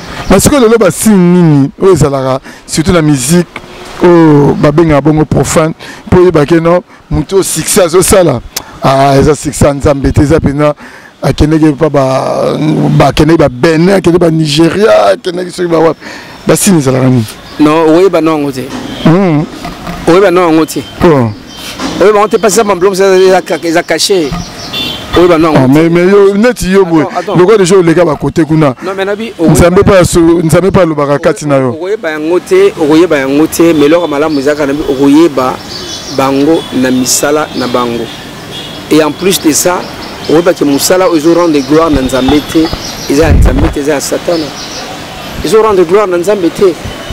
C'est pourquoi Dieu appelle les adorateurs. L'adoration ce n'est pas chanter seulement. Chanter, c'est une expression d'adorer l'Éternel. Prier, c'est une expression d'adorer l'Éternel. Faire de bonnes choses, c'est une expression d'adorer l'Éternel. Mais l'adoration en soi est une vie. Non pas un style de vie, mais c'est une vie qui ne rend gloire qu'à Dieu. Donc, c'est là où Dieu nous attend. Poser tous les jours de ta vie des actes auxquels Dieu se glorifie. Donc, nous avons faut attirer gloire à Nyonso Ozako Sala. Mais seulement, est-ce que nous avons la musique ou est-ce que nous avons tiré gloire? Et ça, nous avons été. Bon, on peut passer la musique chrétienne, soit disant chrétienne. Est-ce que c'est ça qui est bon? Ou bien parce que tant sur côté mokile simba qui était moi déjà ba kofi bali ba papa wemba bazali alobino to que ne battre mon avis sur la musique chrétienne. Nazo c'est pela na mingi parce que yo zo pesa nga ba réponse belé. Tenga na pesa ba réponse nga nazo tunande. Nazo tunande. Ozo pesa nga ba o fongola nga penda ba nzela penda pied. Ya ba keno moi yango na biki l'adoration. Tu peux être un pasteur, un évangéliste, un apôtre, un docteur, un prophète sans qu'il y ait l'adorateur. Oh, Dieu attend les adorateurs, les vrais adorateurs que Dieu recherche. Donc, vous avez la chantre au yembaka. Mais musique de l'adoration, musique d'adoration, parce que nous avons tiré gloire à la musique. Au Kenya, vous avez force au culte, au musique autant à Jésus, Jésus, Jésus. Dieu ne tire pas gloire. Les alliés belés. Ce n'est pas seulement le nom de Jésus qui fait de cette musique une musique d'adoration, non. Non, voilà. Par exemple. Mais non, qu'est-ce que j'ai à voir avec ça? Moi, je fais des choses qui nous ont dans la salle. C'est parce que nous avons détourné. J'ai été établi comme sentinelle. Comme la liste, il y a Ézéchiel 28, je pense. J'ai été établi comme sentinelle. Vous comprenez? En tant que sentinelle. En tant que sentinelle, et là, non, au nom de Jésus. Non, c'est pas ça. Ça, c'est. Tozon son avani nous anaté. To poussa njama kasi makasi. Donc, tozon son bloc anaté. Je sais que Ezaki lo moko la sala qui a monté pour nanga, pour un succès, pour un nini. Mais la salle parce que nzamba lingaki, bana nzambe bufungwama. C'est à partir yango moni batebele bafungwama. Bakoma ko landela malamu. Bakoma ko landa ne bande ba so balaba que ah mais non yepe da kumuda ayina makamna bango kuna mukira ina ngwa polémique awa misu baloba kiango na la nem comme na radio Kapi journée sazoba tant balu makamu ya sœur wana ya Eliane donc il journaliste na radio Kapi bi alors les pasteurs qui sont d'Akumuda avaient raison. Il a parlé de ces choses, ça fait 3 ans passés, mais voilà aujourd'hui, voilà on a quand même beaucoup. La binzambe avec Dieu faut pas qu'on se justifie, nzambe na justifier. Donc nzambe na justifier nga. Bato siko ta ba moni makambo ba te parce que Christian a raison, d'Akumuda a raison. Albagi mo masolo. Ah bon jusque là non. On a toujours que na biso malé vraiment pour toi atterrir na biso mais parce que Christian d'Akumuda avec les dates que non vous sali album nae to générique nae au monde on fait bimagaga tout ce que date on le 20 et bima le 20 na 18h 2 minutes 18h30 est-ce que ça la rappelle na lié la spiritualité ou bien dernier ben monsieur ça lié monsieur Pezara stratégie monsieur ça rappelle lié la recommandation mon PP samedi comprendre sur les appels stratégie pour attirer attention à Batou. Ils ont les deux. Mais tu veux que ça la linda wana non ça il a monté. Non. balinda wana mpe okendaka mosika wana yala bilo banigérien babéninois ou bien yala bilo ya kote nini nakenda mosika te ezali kaka nakotaki na busatana musika pwani ezakakishasaka me busatana eza na mboka okoti kaka na busatana nde nakotaki na busatana nakotaki na busatana okozalapake nakendaki inde non satana aza na batuni mpe awa nakisasa te nakende mpe mosali na satana moko ya makasi oyo eza force na kati ya nani na bango asali mpe akosala wana sikoyo lelo soki neti mais lelo na mokonzi na ye lelo soki neti toloba Koffi Olomide JB Wazekwa Karmapa Werason bazwi neti mbongo boya bapesi yo mbongo okozwango to okozwa te neti bayebi kaka non oza frère na bango bapesi yo mbongo basangani bakopesaka mbongo non bon nalobi ta so okutani bon natangi nde bakoma bato ebele bakutani neti na Koffi Olomide apesi yo mbongo okozwa bakabenga mbongo mais yo mbongo yango mosala basalaka eza mpona il faut pas confondre les choses eza gloire mpo na nzambe te yo sikoyo soki pa ya ministre okozwa epai ya Werason okozwa te le ministre nde mbonga ministre nde ye aza mutu eza ya bonzambe wana eza satana obi combien de politiciens baza plus mabe que Werason combien d'hommes politiques baza plus dangereux et bazosala babi badégâts mabe koleka même bamusiciens mais lelo nous courons derrière eux mpo na kozwa pour ministre excellence nous courons derrière makambo ya sala kaza tomso na maikari aza tomso na rosco aza tomso mais tu cours derrière bon nous sommes parce que eza bo satana moko bien habillé en cravate hein bien habillé en cravate monte pour satana eza wana comprendre les musiciens c'est pas que ba musiciens baza bato mabe na kata moko non moko na moko azana musale ndinga zo salela ngana loba makambo ngana sala est-ce que ngana na Koffi to sala kisi ensemble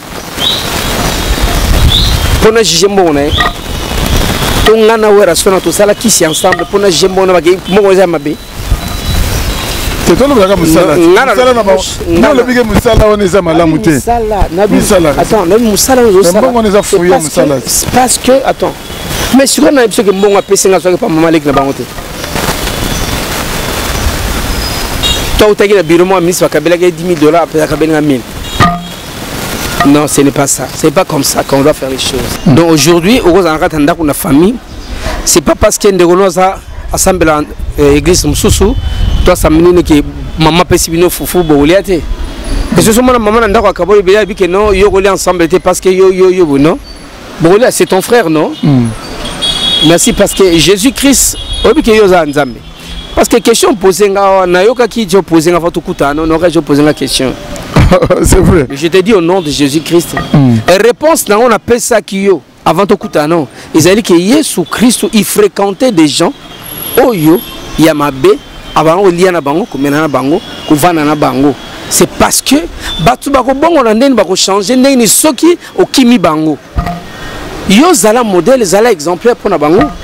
Ngana vana baninga musoma to vandi ba chepna masanga na mesa ibele ba alcool a whisky to vandi na jui na ngana omela bazo tema na kata kusoma sorope nazo boka pe moi liloba moi est-ce que vous aurez pas temps parce que le big vous aurez temps net pour passer papa mba kufa moi de tout naye ils étaient encore une fois paix à son âme est-ce que lelo vous aurez pas temps et mo bengi grand frère notamment sous Koffi Olomide to Werason to JB Piana to nani oui ça ba moni musala o bozo sala botika on a moni boya koto parce que papa malelo moi to tunisa te possible déjà kufa na mais o baza vivant.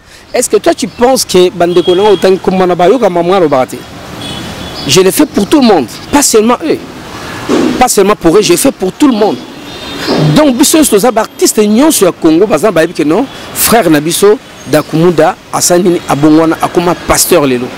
Et en plus, je t'apprends que respecter Ranga, na musa na nzambe na salaka. Respecter Ranga et respecter le ministère Ranga. Soutenant, je vais t'apprendre. Même quand on a bon on est sur côté. Même temps on a kata sokoda wana. Je me souviens un jour, toi il a kata réunion, na manda chanda ba wera na bane ba wera son so to vandi. Alors na bimisil kamo boye.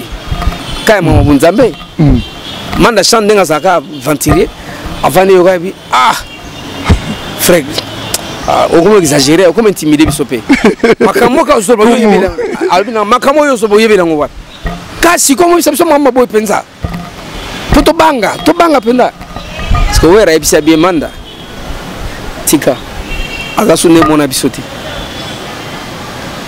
wera son dit n'attend comme amanda tika aga sunne mona bisoti au moins tant to vanda to bongsa banzembo ya vanda ka aho bongsa ndeni ya hotea batu ya kanga ya récupérer batu ba epana nzambe le temps biso to lexana makamso to sala ya lexango na makamona nzambe donc biso na to asunde moti. Mais comment il est passé les témoignages dans sur relation à cela pour nous mais tant que mon a que batu musu bazolo bakeno Denis si a mis ça trop côté ma musique tant sur côté bible. Non mais attends, comme il peut ça en musique c'est différent parce que ça la décryptage banalise la musique ma casse collègue yo kuto sur wuti na mokili wana yenda yebi makambo salaka yenda yebi o ya salaka na nzambe na ye na ministère na ye na mission na ye yenda yebi yango ngapenda o ya sula na nzambe ngato nzaki na ngati makambo ya solo na nzambe nenga na zena oti ngana lo makambo na so ndeba msuba to na babe mais pasteur Christian d'akumunda ma politique ma politique mingi est-ce que ce monde était un serviteur de Dieu dans la politique ngape na zana onga na solo na nzambe la politique c'est normal parce que même Martin Luther King ba lepe batu na nzambe mais yo comprendre ngo mais ba lepe batu na nzambe siko yo ndo comprendre ngo mais mingi ba comprendre na onte mingi pesa ba sali na nzambe ba comprendre makambo misité mais ba za pa serviteur de Dieu makambo le Martin Luther King ba tikel ko misangote ba comprendre on onte mais yo comprendre non parce que ça branché aux avancés et on est pour ça nzambe amen de yo comprendre nango que ba Martin Luther King le tout ça mobile parce que ba Martin Luther King ba telemaka mais le belé va se comprendre que ba sali nzambe photo telema parce que Jésus-Christ n'est pas seulement un messie faiseur de miracles guérisseur des malades mais Jésus-Christ est aussi un messie social et économique. Yesu a un messie social et économique. Donc, à Tei Bato Batbale, nous autres, mais à l'Obina Bato, Tei Bakendete. Pesa Bango, Bavanda, faites-leur asseoir, donnez-leur vous-même à manger. Et puis que nous autres, mon lit, moi aussi, les liloba, mais nous autres, fait physique, ça n'est pas, faut l'IA. Au quotidien, nous autres, physique, nous allons. Est-ce que les gens comprennent que nous avons une part de responsabilité quant au social de cette population? Parce que notre maître nous l'a démontré que comment nous devons faire pour ce peuple congolais. Est-ce que tous comprennent que nous avons apprécié talent 5 talents, 2 talents, moko. Comme ça, on 10 à bengue bon serviteur. Tu as un bon serviteur dans la joie de ton maître. Mais au hasard qui moko net $100 na ye atimo akundi tango ya benga bi mauvais serviteur abengani ababoto la oya zana ba pesa na oya zana ngobele abina il aurait fallu que tu remettes mon argent chez les banquiers et à mon retour nangina swango na ba intérêt. Est-ce que vous comprenez la dimension? Est-ce que vous comprenez qu'il est aussi un messie économique? Donc il veut que si on a 10 et comme 12, si on a 20 et comme 40, ils ont une pauvreté. Ils ont la riche, ils ont la bon. Si on a 20 et comme 40, c'est ce que Dieu veut. Est-ce que tous autres ont une église? Est-ce que tous autres ont une église? Ok, vraiment, tu as dit que vous avez avant-dernière question, dernière question, vous avez peut-être un projet de Zanini.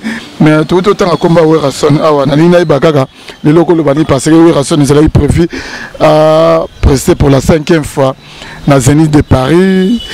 Les combattants, qui ont visa.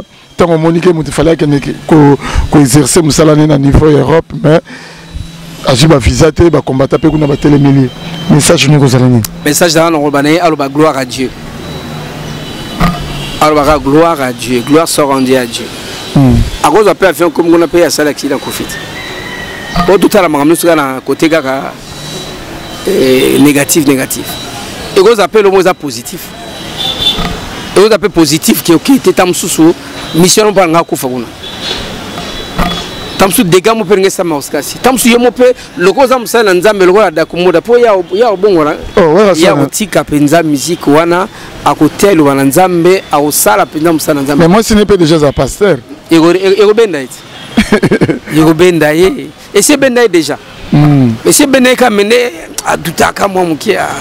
Est-ce que douter te talanga frère non na bien. Na bien important. Ouera Noël, ya Noël. Talanga frère non, on a bien important. Donc tout va bien, santé ça bien, nous sommes qui toko, tout va bien. Avec Jésus-Christ, liwa ils été koufé, élévation il y a grave. Il y a le monde comme ma place tout comme wana. Donc douter na on te pour l'air monde beaucoup doutera. Les années mais aussi asia ya kala ninga zawana. Ouera son asia ya kala musa nzambe apôtre. Apôtre ngama Thomas ngama wera son. Donc après tant on a zaki musicien. So même ça monter passer d'akumba passer que nanga nini. On disait à propos les gars qui former banini H banini ils appellent des choses na olbake Thomas wera son. Thomas Noël ngam. Donc mamnaloba et koko qui ça m'a dans les temps. OK. Et koko qui ça m'a dans les temps. Mais Nzambe asunga pesa biso ba moyen et belé parce que dans le ministère mo faut mettre en place il y a ba célébrité.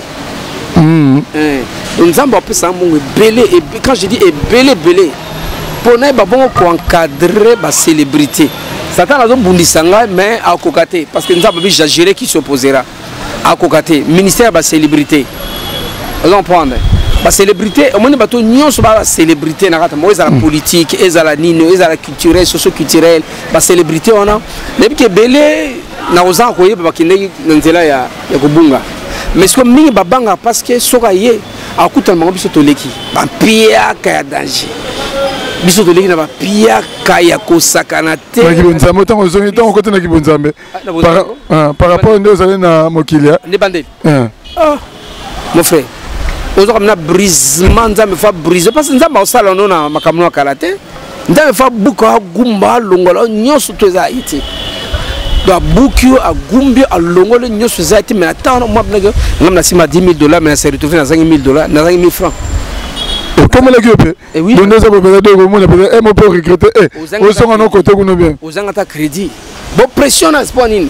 Pour ben nous sont côté na kokité na zonga mais là na piqué. Parce que Nzamba visitait déjà par le Saint-Esprit. J'avais reçu le baptême du Saint-Esprit avant même le baptême de pour sécuriser. Pour se quitter au zone. Ok. Mais na piqué na tenir bon. Je suis le fruit des enseignements, hein? Pas le fruit des miracles. Il faut vraiment enseigner les enfants. Enseignement te vendre ça, mutumta vendre ma commune balé.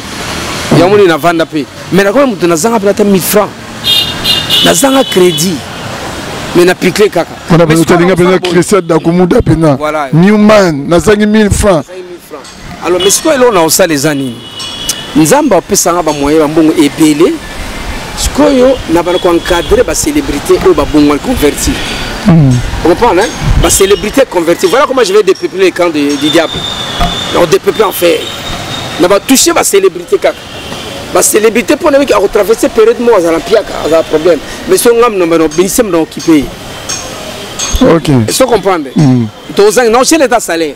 Vous comprenez? À ta salaire n'a gagné sur $2,000-3,000 par mois en attendant ça na carte na luba kaka pour azon à te pour que Satan a récupéré quand à côté ba piaka ba merde.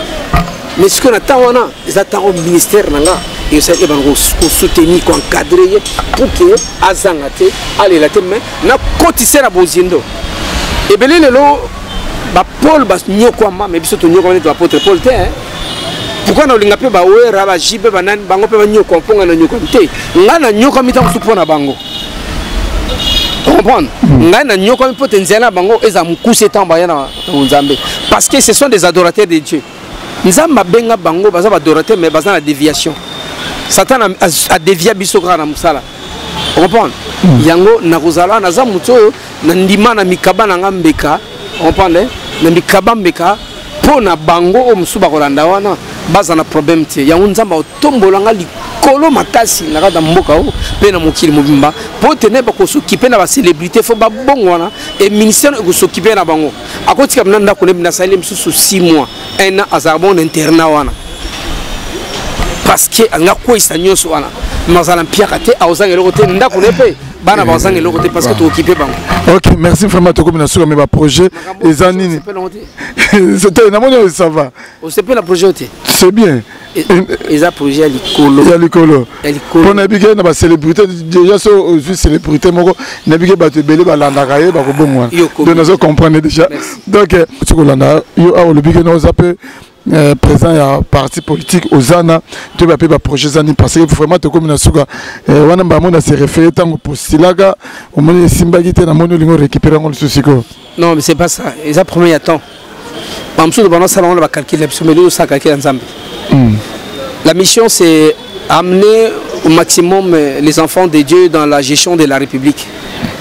Le seul monde mboka oyo tambolate parce que l'absence de juste. Okay. La parole de Dieu déclare quand le juste règne, le peuple est dans la joie, et quand le méchant domine, le peuple gémit. Et pourquoi on a gémi? Parce qu'il y a l'absence de juste dans la gestion de la République. Nous voulons avoir les justes. Les justes. Alors les justes, ces enfants de Dieu, bah, il faut un cadre morose à la pona, bah, qu'on doit pouvoir. Vous comprenez? Les cadres, on n'invente pas la roue. Les cadres, c'est une organisation politique. Vous comprenez? Une organisation politique, un parti politique. Na boyba que nous postulons dans un parti politique au bazan nango bayebi makamu nango te. Bayebi soubassement nango te, bayebi base nango te, socle nango boyebi nango te. Baye na o base na oyo toyebi ki base nango za Jésus-Christ. Le sang de Jésus. Ozana, c'est les animateurs de l'Union sacrée de la nation. A-I-S-A-N-A. L'esprit c'est Dieu. C'est le Dieu Ozana. Vous comprenez? Voilà pourquoi Ozana c'est pour tous les enfants de Dieu. Bazana Poto, bazana France, bazana Belgique, bazana États-Unis, bazana Canada, bazana Angleterre, bazana partout en Afrique, na Congo, et ça parti na Bango. Ozana. Donc contact, les enfants de Dieu doivent postuler. Il faut pas postuler. On va s'adhérer na nani. Il y a un contact. Ba papa ba maman bateka ki nguba bateka masango bateka pondu bateka ki malewa pour bango batanga classe ba sisi classe ba jiba diplôme et licence et ça pour beaucoup ma gagner d'âme ten église et pour moi évangéliste té et ça pour que vous allez utile la société bon service société. La politique c'est l'art de gérer la cité. Voilà pourquoi moi je vous appelle pas des politiciens, je vous appelle des gestionnaires de la République, donc les chrétiens gestionnaires de la République. Les politiciens à Congo Laxi, Moutalo Kuta, Moutamo Ibi, Moutamo Mabe. Voilà pourquoi même nous dans Ozana, nous sommes les gestionnaires de la République. Nous gérons la République pour le bien-être du peuple et pour la gloire de Dieu. Donc ce parti a été créé pour vous, pour toi plutôt, enfant de Dieu, serviteur de Dieu. Ozana ezali ponayo, pona otombola mboka o, nous devons conquérir le pouvoir parce que le pouvoir est nôtre et toute autorité vient de Dieu. Merci. Batono si balba contacter, bako contacter ni ba ope balba adhérer na Ozana, pas ça l'andenge. 00243 993 854 700. Donc 0993 854 700 ou bien 085 90 30 643 ou encore bakoti na site na biso www.fecorec.org.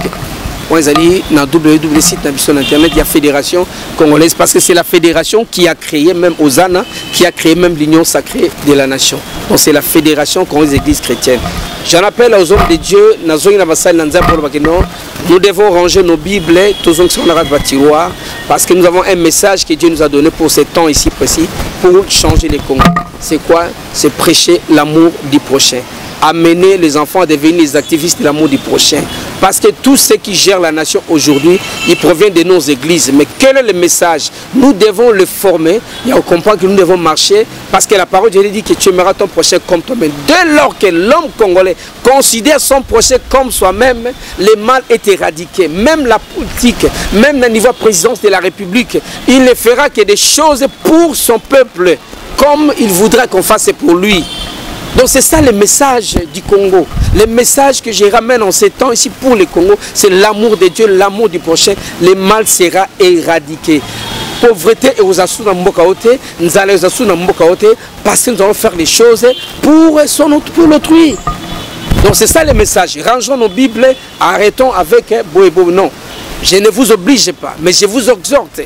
Bien-aimés dans le Seigneur, chers révérends, je vous exhorte, je nous exhorte d'ailleurs à changer de fusil d'épaule, à rentrer dans le message, dans le site de l'Éternel, ce que Dieu m'a envoyé, dit, nous devons marcher dans l'amour du prochain et prêcher en commençant par les autorités publiques de la nation. Il faut leur prêcher l'amour du prochain, parce que cet amour éradique même les détournements, les vols, la trahison. C'est l'amour. Quand on a l'amour de son peuple, on fait des choses pour le bonheur, le bien-être de ses peuples. C'est ça la solution de ces pays. Voilà pourquoi nous avons des séminaires que nous allons faire dont le thème est l'amour moteur du développement de la RD Congo. Il y a même un livre que je suis en train d'écrire sur ça.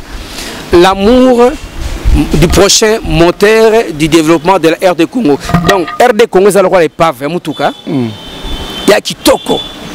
Ils ont diamant, ils ont or, ils ont manganèse, ils ont maï, ils ont bisobe, bibara, bazamba, ils ont bateau kitoko, ils ont bassin kitoko, bibara kitoko. Mais Chikoyo, RD Congo, ils ont un problème. Moteur n'a pas koufa. Oh voiture est kitoko, son moteur est koufa. C'est inutile. Inutile. Donc voiture est emboulatée, soit est emboulamabé, soit est matangomate, soit est kokati. Le moteur maintenant de RD Congo, c'est la culture. La culture. Or, la culture comme étant fondement de l'identité d'un peuple, pas la culture, musique et drum, non. Micro, tam-tam, mais la culture qui est le fondement de l'identité. Or, notre culture, c'est le comportement. Le comportement, c'est quoi? C'est l'amour du prochain. L'absence de cet amour du prochain a ramené maintenant une culture importée et imposée par l'homme blanc. Et l'ongola au bisoto zalango. Au bisoto zali. Mais faut zonga na bolingo ya moninga. Tomona mabe zane sikate. To te ya on a ba forme nyonso. To pesa exemple. To l'accent on a bible d'exemple nyonso. O ezana mambo ya bolingo nanza. Mais je pense que c'est ça la solution pour le Congo. L'amour du prochain congolais. Marchons dans l'amour. Aimons nos prochains comme nous-mêmes. Et les choses vont avancer dans ces pays. La trahison est dans la placité. Toteka sou mboka pa na mindelete. Toteka na mboka pa na bapayate. Namoni derema quand de pesinga namoni Union européenne mobimba baye na bureau ya président parlement basangeli biso ba otopso mambo ya élection. Basangeli biso ya tuna biso mambo ya élection. Mais namoni na Union européenne basangeli ambassadeur nyonso baki na bureau ya monsieur Mbosso, président Mbosso. Mais na tiko mona te ambassadeur basangani po ba ya kotemba to na ke social ya mboka o ezandenge nini situation ya mozo simbate. Donc makambo faut batele mais biso batele mate babi ke mon élection parce que bazana ben terrain na bango noir na sima élection. Non, ce pays a besoin de voir le social changer. Ce peuple n'a pas besoin de voir seulement les changements des personnes. Non. Ce peuple a besoin de voir les social changer, quitter le mal pour le bien, quitter la médiocrité pour l'excellence, quitter la souffrance pour le bonheur. C'est ce que ce peuple attend voir. Ce peuple n'attend pas voir les blancs venir nous imposer élection. Oui, élection 2023. Et maintenant, c'est 2 ans ici jusqu'en 2023. Tu vivre ndenge nini. Tu liate, tu vivre te lokote boye la biso. Balingaramo bisote. Le biso ba congolais so kansi baton balingaramo bisote. Ba calculer aka biso to zana richesse to zana ngo. De photo longa to longo loko na mutuna biso. Donc tout va s'autogérer. Donc dans l'union sacrée, nous reprenons le pouvoir. Le souverain primaire reprend son pouvoir de souverain primaire. Et les choses vont changer. Mamebele Zali Tosola, Mikoloya. Ok. Merci vraiment, Nebike, Batebele, Batira, pour attention. On habite, moi, je suis un Mikila Poto, je je salue tous les plus de 20 personnes. Plus de 20 plus de 20 personnes, plus de 20 personnes. Plus de 50. Donc, je vous salue tous ceux qui étaient là-bas en Europe, aux États-Unis d'Amérique, partout en France, et partout au Canada, aux États-Unis, en Angleterre. Je vous salue tous. J'aimerais dire une chose que tu limites Nzambete.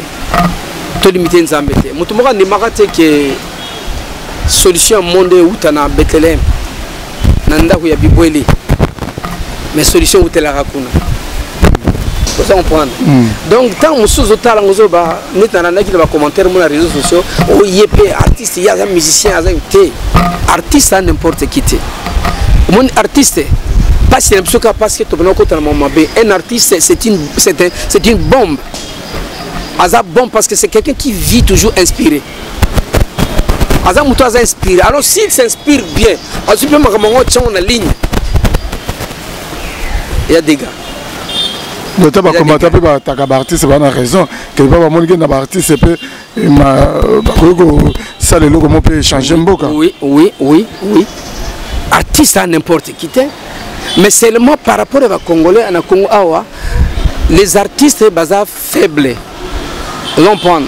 Ils sont faibles et ils ont le pouvoir. Vous comprenez? Vous avez le pouvoir. Vous avez la population, vous avez le pouvoir. Il y a un moment que leur mot artiste a se limité à quand on a ramené Moussala, Babinga Betty, Babinga Yembe, voilà. Ils ont le pouvoir. Mais jour et que vous avez le pouvoir na bango wana. Baroulata yango ne mukolo wana vous comprenez d'autres condamner bangote to condamner artiste té biso quoi artiste té parce que na moment tout ça na biso na ils ont un artiste té on prend les maintenant c'est la boy peso ba bengo mo featuring mo boy oko sala na yo non na magam attends la frère Patrice la musique d'adoration je l'ai fait na frère Patrice bien sûr je vais chanter. Je vais chanter, pourquoi pas? Je chante pour la gloire de l'Éternel, je vais chanter. Ok. Non, mais pourquoi pas non chanter là? Mais. Bon, on a fait le midi. Donc, on va chanter quoi? Qui va tirer gloire? Merci. Toi, maintenant, tirer gloire. Parce que tu es celui qui va tirer gloire. Les Alaïs, tu as tiré gloire. Tu es Nani. Pour Naïbi Nangan, Jésus-Christ, on a avantage. Si on paye mon Jésus-Christ, oui, c'est bon, tu es bien Jésus-Christ. Mais c'est un moment où on a Jésus-Christ. Oui, mais la Jésus, oui, mais la peine Jésus-Christ, on a grand mot pas. Soit tu aimes la Jésus. Mais tu aimes la Jésus, pourquoi pas? C'est un frère. Tu aimes la Jésus-Christ pour des vrais, mais avant tout, que Aza sincère, le Saint-Esprit qui est la source de communication de toutes les choses, il est sincère, chante avec lui. Ma volonté est là. Merci vraiment tout de suite en abisso. Na pasteur Christian. Na pasteur Christian Dakumuda. Kimbuku su Newman, donc merci na ba onu su batali biso na bosanité noko ya bana Gifo Total Olympique na Londres, grand frère propre Papinzi ta les grands crânes viatika pétinalité quelles que soient les intempéries, Zéphirel Yanjana Chine na bosanité, mes chapines plein de grâce na Paris, restaurant biso na Lyon, chez Vieux Sims 5 étoiles na Lyon, donc boza vraiment ébélé. Au télévision vient dans du mieux c'est na carte Diblin donc vraiment boza ébélé dans le cas bon Serge Kimbuku voilà. Serge Kimbuku sous Gino merci vraiment pour notre conseil parce que tu as sali que lelo ngano tous en contact et puis na panza sangola nzambe yango nzambe apambola et surtout hier azaka on a talanga te mais après ça a un conseil Serge Kimbuku donc hier pendant mon émission non DJ Nzita na on a la émission de saler la boy donc to linga pe bato bongo to linga ba éloge to linga pe na ke mutu à critiquer un peu mais toujours dans les bons quoi ndenge pe ba ne chapine di ba salango tonto promo na Londres et puis à salango donc ba mbote na tonto promo na Londres ce beau CP na émission bolobi grand merci na Nathan Luko qui na sima caméra na montage na moni peka kaye to kutani na bino pour un prochain numéro merci ciao donc kimia na nzambe ezala na kati na bino merci à suivre historia lisolo ya litoite o kasi ya bilili tokomona Tokotala, Elengi, monde entier. Bon, naïna na tembete. To sala wenge na tembete. Wenge zala ki lokola loisir ti comme ma profession. En tout cas, la camora donc makambo to lobela to lemba musique congolaise ezaki na ghetto, c'est comme communautaire.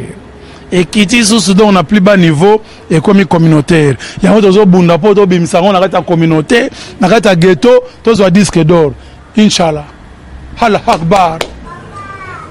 likunya esila c'était likunya n'est pas nanga tina francophonie boye ko changa problème ezate na robeta ta francophonie na poto ata francophonie muzo na créer déjà kombo nous obenga sai et outi na papa Wemba au moni côté otozo uta déjà je veux dire si aujourd'hui babenga nga sai c'est grâce à Nzembo ya tout le monde sai chanté par papa Wemba que Historia avec Didier Nzita. On remercie Soussou. Ouera son droit de la forêt. Oh Léona Minito Didier Nako Saote ba miseno somona ba ba lobara. Passeport à Liboso. Ouera mtabimise la biso. Soso Liboso pa babo nanena ba fête so ba première communion.